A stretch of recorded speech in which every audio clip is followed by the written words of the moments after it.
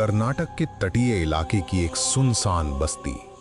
चारों तरफ घना जंगल, समुद्र की नमी से भरी हवा और बीच बीच में चमकती बिजली की रोशनी। जंगल के बीचों बीच खड़ा था एक परित्यक्त हवेली, जिसके चारों ओर टूटे पत्थर के खंभे और सूखी बेलें लिपटी थीं। हवेली के दरवाजे पर जंग लगे लोहे की चेन हवा से टकराकर खनक रही थी। अर्जुन, एक युवा डॉक्यूमेंट्री फिल्म मेकर, वो लोक कथाओं और भूता कोला जैसे रहस्यमयी अनुष्ठानों पर रिसर्च कर रहा था।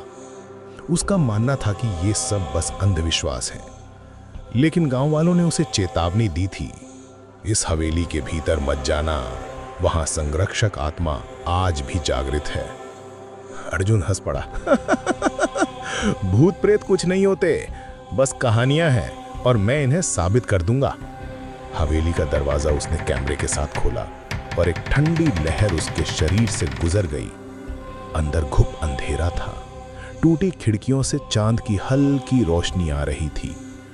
फर्श पर बिखरी थी जली हुई अगरबत्तियां, लाल सिंदूर के धब्बे और पुराने पूजा के अवशेष। अर्जुन कैमरा ऑन करके चारों ओर घूम रहा था, तभी वो पलटा।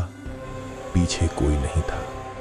कैमरे की स्क्रीन पर अचानक सफेद परछाई चमकी, जैसे कोई छत से लटक रहा हो। अर्जुन ने आंखें मलकर देखा, वहां कुछ भी नहीं था। अर्जुन का गला सूख गया। उसने हड़बड़ाते हुए दरवाजा खींचा, लेकिन वो अटक चुका था। उस पल उसे महसूस हुआ, हवेली में वो अकेला नहीं है। अब माहौल और भी डरावना होने लगा। चारों ओर से ठंडी हवा बह रही थी, मानो कोई अदृश्य शक्ति उसके कानों में फुसफुसा रही हो। अर्जुन ने देखा, दीवार पर लगी टूटी शीशे की दरार में उसकी परछाई हिल रही थी। लेकिन अजीब बात यह थी कि उसकी परछाई उसकी हरकतों से अलग चल रही थी। उसके हाथ कांपने लगे। कैमरा झिलमिलाया और अचानक स्क्रीन पर दिखा एक लाल आंखों वाला चेहरा, जो पास आते ही धुंध में गायब हो गया। सारी हवेली जैसे जिंदा उठ उठी। खिड़कियां जोर जोर से पटकने लगीं, छत से धूल झड़ने लगी और दीवारों पर हाथों के निशान बनने लगे। अर्जुन चीख पड़ा, कौन है वहां? सामने आओ। अब सब कुछ बेकाबू था।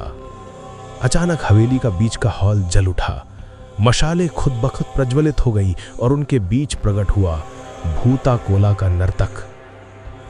उसका शरीर राख से ढका था, माथे पर सफेद लाल रंग और पैरों में घुंघरुओं की झंझनकार।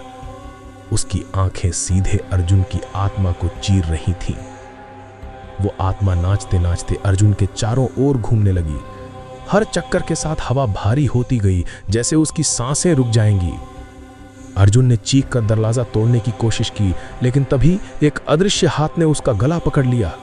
वो हवा में उछल गया और कैमरा जमीन पर गिरकर लगातार रिकॉर्ड करता रहा। अर्जुन की आंखें लाल पड़ गईं और उसने आखिरी बार उस आत्मा का चेहरा देखा, जो अब धीरे धीरे उसकी ओर झुक रहा था।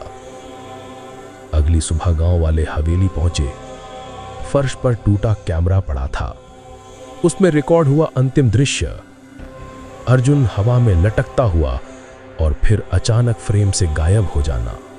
लेकिन सबसे डरावनी बात, कैमरे के अंतिम सेकंड में अर्जुन खुद दिखाई दिया। भूता कोला की वेशभूषा में, घुंघरू पहने, चेहरा राख और सिंदूर से लिपटा हुआ, और कैमरे की ओर देखते हुए वो मुस्कुराया। गांव वाले आज भी कहते हैं, जो हवेली में गया वो वापस लौटकर इंसान बनकर नहीं आया, वो संरक्षक आत्मा बन गया। और जब रात को हवा में घुंघरुओं की आवाज गूंजती है, समझ लो अर्जुन अभी भी नाच रहा है।